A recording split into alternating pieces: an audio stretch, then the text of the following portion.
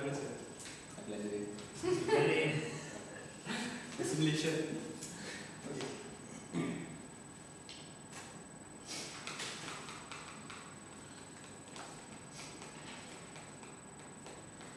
Mr. Speaker, before I analyze deeply into how SandM essentially really is a mental condition that cannot go untreated, and it is so difficult to ensure the safety of the participants, let me tackle two main issues with Thai government's case. Because the first main issue is with their policy. Basically, they want to make it legal. Why? Because people are already doing it.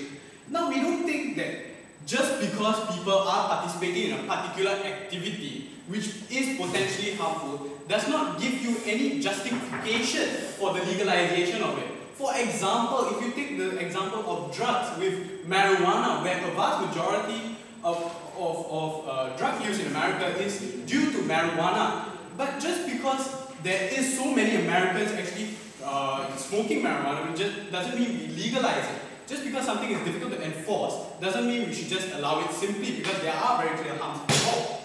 Now also, Hari questioned in her POI, why does education and making it illegal?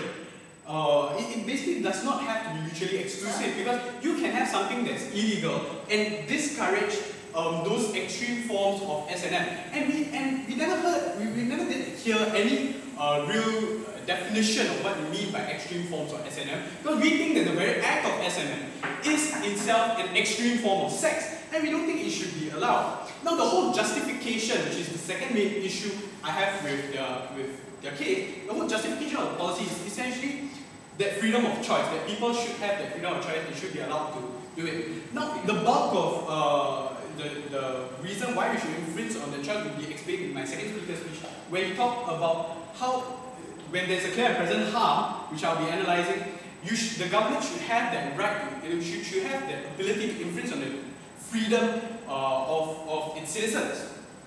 So basically, what is the harm that we are talking about?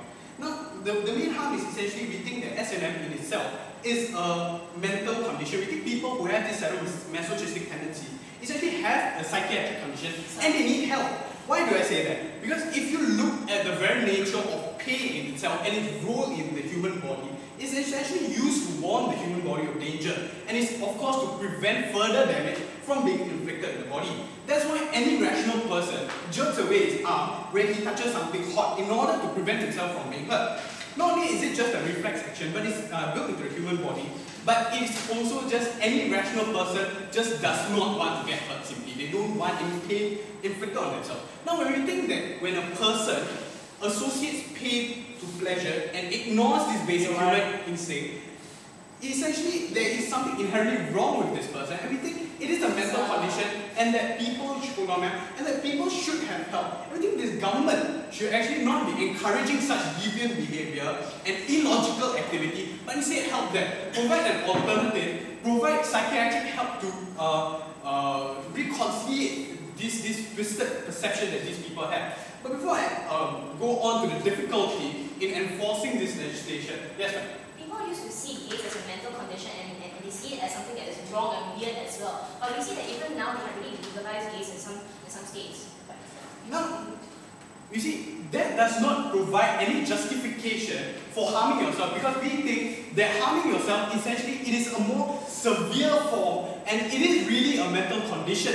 People may have that misconception that homosexuality is just merely a mental condition, but we think with associating pain, which is so built into a human instinct, essentially to pleasure, is something that is wrong, and these people should have that help.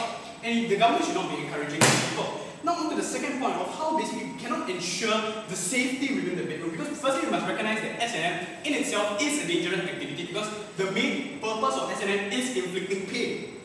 Now the lines of consent within SandM are essentially blurred, and boundaries are basically non-existent. You cannot establish very clear boundaries because the boundaries in itself are removed.